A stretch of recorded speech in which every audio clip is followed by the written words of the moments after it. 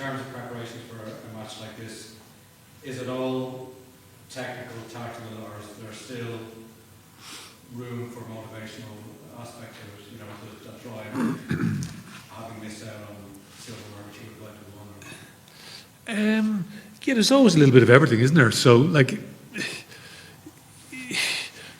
main thing is, obviously we finished the game, and then, we're sitting in the media piece after. We're obviously not too sure. The other game has just kicked off, so you try to build a plan based on what you're seeing. So, obviously Bulls, and we played the Bulls in the semi-final last year. We lost, and we had to travel down to Pretoria and trying to deal with some of those challenges. Anyway, they look like they've got here okay. So, from our point of view, listen, does it give us a slight advantage, extra day on the Monday, blah, blah, blah. Obviously, they've more, they're together, time together, build a bit of a siege mentality from their point of view. Listen, I don't know what way it works.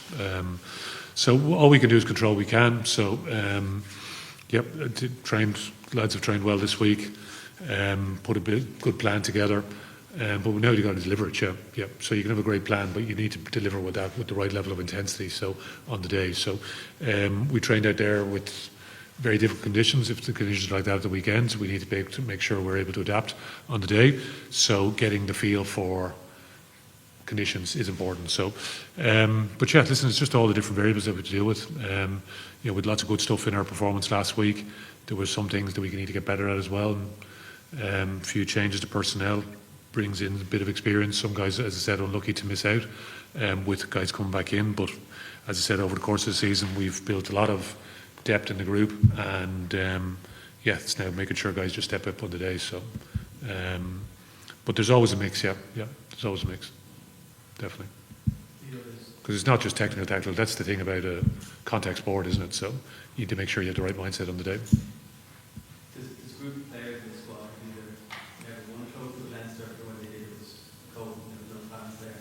Does that form part of that motivation this week? I can't speak for the players specifically, but listen, you want to go out and do your best on any given day, and not look too much at the outcome part. Unfortunately, the reality is once you get closer to something, that's what people tend to look at, and they can quite often trip themselves up. So making sure that we stick to, making sure we focus on playing well, because that's the bit that we can control. The outcome, and all some of the other variables we can't control. So focus on that, playing well. And that's going back to the previous question about making sure you have the right mindset going into the game. So making sure that you have the right mindset to play well. And Bulls will test us in lots of different ways, and making sure we have a good plan to be able to deal with that. So there's the technical, tactical, and then there's the mindset as well. So the other bits, listen, there's tons of experience in the group. So, but as I said, Bulls have lots of experience as well. So making sure we go out and play our best game in a final. That's what we can control. Leo, Leinster have scored more tries on average than they better scrum. How do you go into a final? Do you sort of concentrate on that Leinster good scoring tries, let's go and score tries, or negate what they're doing?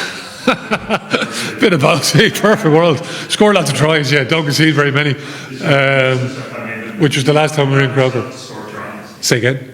Do you back yourself to score the tries? But that's making sure we're not reckless in how we play as well, because again the conditions obviously which are very front and centre of my mind, because it's been lashing rain there all morning. I don't think it's as bad on Saturday. So, but yes, we go out and try and play positive mentality. I think you saw that in the group last week in the game against Glasgow. So there was a mix. It's a positive intent to play, but then at certain stages, there's a heavy downpour at half time as an example. So then we went back to some kick plays, and it's putting pressure back on the opposition. So, it's trying to get the balance. But I can't say to you right now, because there's a certain level of feel and understanding of the conditions on the day and how the game is playing out. So making sure that we have the ability to play in multiple different ways.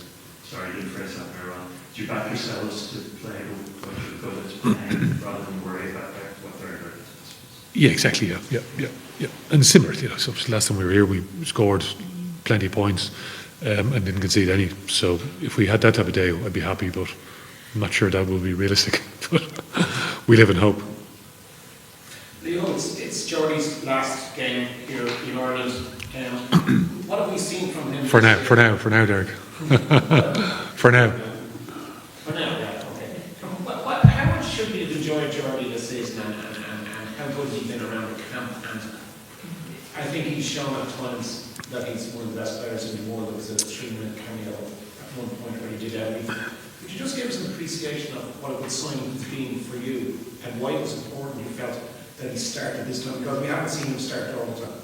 Yeah, listen, he's been a joy to have in the building. Yeah, listen, he's been great.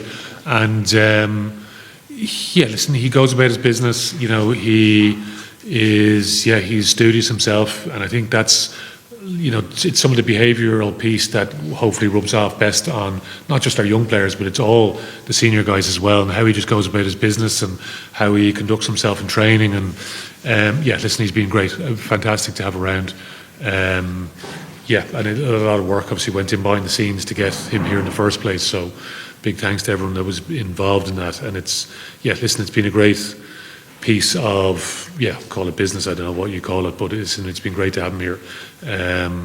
And, you know, even just see how he interacts with fans at different stages during the course of the year, the open sessions we've had during the year, and how giving he is of his time. So, yeah, listen, he's been fantastic, and hopefully he goes well on Saturday and produce another big performance, because ultimately that's what we want to see from him. And just tell us what you see when he plays on the pitch, kind of the technical rugby stuff. Is it his vision, his strength, his character, his helping with the others, or his Yeah, great mindset. Yeah, like, as in, you know, this again, it's going back to the, like, someone in his position. So, you know, his ball playing ability, his ability to carry when he has to as well.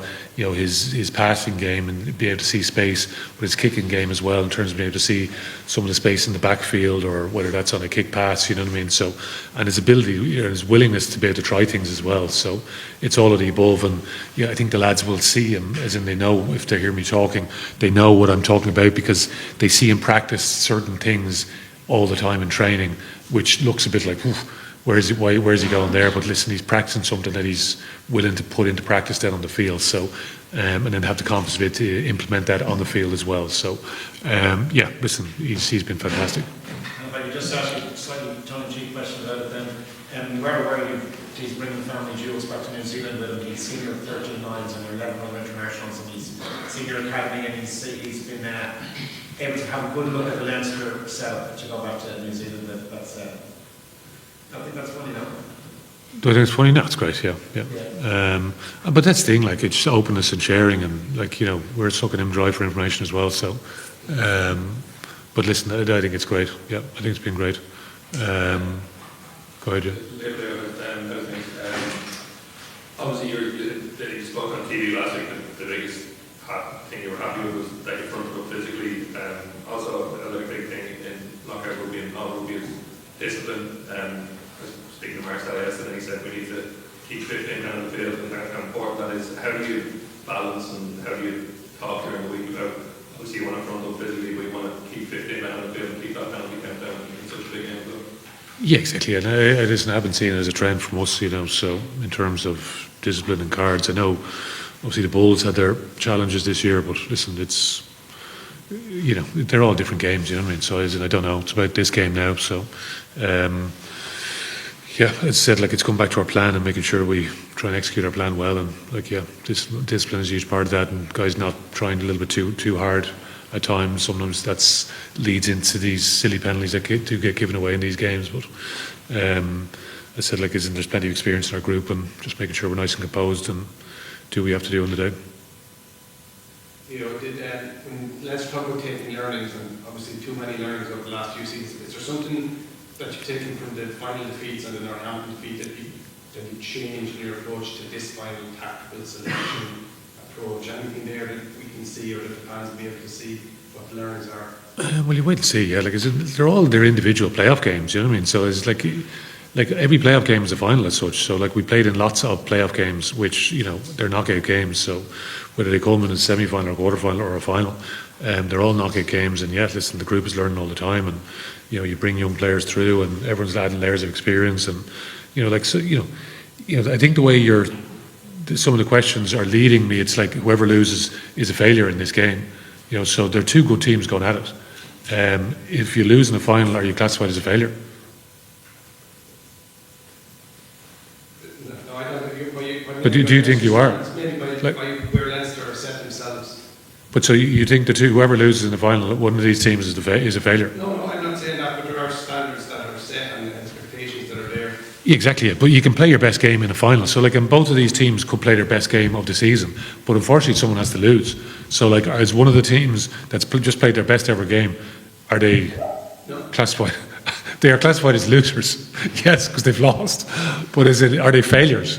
You know what I mean? So, like, you've got really good teams going at it, and you're guaranteed nothing. So you've got to go out and prepare as best you can in the time that you have available to you to go out and give your best performance. And listen, there's so much great work has gone into our season. And yeah, listen, I hope the group go out and do themselves justice, because they're going out in front of, you know, so many of their friends, family, loved ones, supporters, people that turn up all in the most random places during the course of the season to see us play. But listen, it's on the day, like it's a final, you know what I mean? So two very good teams going at it, two teams that have, you know, finished first and second, as I said, in the table. So they've showcased, but listen, there's no guarantees in any of this, is there? So, yeah, like it's an enjoying the occasion, embrace the occasion, and this is why we play the game. As I said, like if you played back to the start of the season, like I'm talking about going back to the early 2000s when this competition began, like I'm looking up at that first final, Leinster v Munster. I remember literally when Eric Miller kicked Anthony Foley in the balls, going back to discipline and thinking to myself, oh, we're in a bit of trouble here. We're in a bit of trouble here, going back to that discipline question. And thinking, we're in a bit of trouble here. 14 men for the next 60 minutes. But we were, whatever, I don't know, was it 10 or 12 points down at one stage? Came back and scored 2 quick tries. Actually got replaced, so obviously I hadn't been going that well in the game. And yeah, like that's just me. Just listen, I'm just thinking to say, because I'm just literally just seeing it. You know, that's again, it's on the day. You know what I mean? So. But yeah, a lot of people thought about Leinster winning that final. Like, I think it was a great thing. It sent us into a spiral of not being very successful for a long period of time. So like that's a broader piece of time. So, you know, sometimes winning the final is the worst thing for a club. So like would it be nice? I still prefer to win tomorrow, or not tomorrow, Saturday. But they're two good teams going at it. Like I think everyone has to respect that fact. Not like, listen, winner, loser, you know what I mean? Like, as in it's success, failure. Like it's I don't know, it's not as clear cut as that for me. But that's me going on. Listen, I want our guys to deliver performance where the fans are proud of what they see on the field, and that's always the aspiration for us. Just to go back to something you mentioned there about Jordie Barrett, the younger players, and like he has got so much experience, but the fact that he's not away for internationals and he to work directly with you can be Charlie Tech and guys like that must be massive for kind of the entire squad and just kind of lift the standard of training, because obviously, you know, that players got a lot of expecting players in Ireland as well. He must be really standardised there. Yeah, exactly. Like, and you're always looking for the group, because, like, at the end of the day, like, you know, I think everyone goes like things that people talk about, like as in, you know, resources and all the rest. Like as in, at the end of the day, we're producing players. Like you go to South Africa, like they're a country of what, 64 million people, is it? We're a country of how many people? How many? And what's like, where does rugby sit in terms of sport? Fourth. So in South Africa, it's number one. So it's number one. So like, and in terms of, you know, the rugby playing population that they have, what would they have? 12 times the amount of players we have, maybe registered, maybe 15, is it? So like, we're a drop in the ocean, like in terms of what we're up against. So, you know, but when we get the opportunity to bring in a player, listen, it's fantastic to be able to do that. But it's off the back of all the support we actually get as well. So it's like it gets reinvested into the group ultimately. Because you only bring so many players in because part of our job spec is to produce players to play for Ireland. So listen, we're very lucky to have Jordie. But yeah, listen, he hopefully has added in lots of different ways to the group, because at the end of the day, like, as in, we're a tiny country in terms of playing population, and we're up against like a juggernaut team who we would have watched play Super Rugby and dismantle teams over the years. So we know we're in for a serious bloody challenge. And so that's going back to the previous question, isn't it? Around what's deemed a success and failure off the back of this. Listen, we know we've a serious challenge on our hands. And yeah, listen, it's been great to add a few of these guys into the mix because we want them to really add to the group over the course of a career for a young academy player. So you mentioned Hugh Cooney and Charlie Tector. You know, Jordie's obviously played with both of those guys at different stages over the course of the season. So, but you'd have to ask those guys, really, you know what I mean? Like, what do they really learn? But it's the day-to-day habits, yeah, which is, it's very hard to put a value on that spread over the group, isn't it? But we'll see. Listen, and sometimes I'm only promoting the fact that they're here in the first place because I strongly believe that they do add. So, but maybe that's just justifying the position that we're in. And that probably goes, that probably goes for like sustainment and so on as well, but also just looking ahead, like if you're on next year, that just adds to probably the rugby IP in camp. That you have these outside voices, and you've got lads with so much experience, so much, you know, rugby knowledge to bring in, and it just probably helps keep Leinster at the level that they're at. Yeah, exactly. You don't want it to be same. Like, is the thing. Like, you're always trying to add with that. You know, we get a coach or some member of the backroom team is the same because again, it's just different views. And I'm very open to that. Listen, I don't want to have that. What would you call it? Like that group think mentality. Like, you want to be able to spread it wider and just be like, ooh, challenge our own way of thinking. So definitely those guys, that you mentioned, hopefully have all added in their own different ways. So, but we'll see. I feel like I'm being distracted from the Bulls now, but it's look through their team. Listen, they've a ton of experience. I know Jake was saying their young squad. I'm not sure what squad he's talking about. Like, that's not a young group. That's not a young team. He was talking about that on Tuesday. Is he trying to lure us all into some sort of false sense? Is he a young group? Do you see a young group there? There's a serious experienced group that we're up against, and a team that is, that has unbelievably high standards, that is used to winning. It's in their blood, isn't it? There, it's rugby. Like, you're in South Africa. It's it's on morning, noon, and night, isn't it? It's technically second type, third most popular sport. Go away with it, will you? You go away. Now you're not telling me the truth. I know you're not telling me the truth now.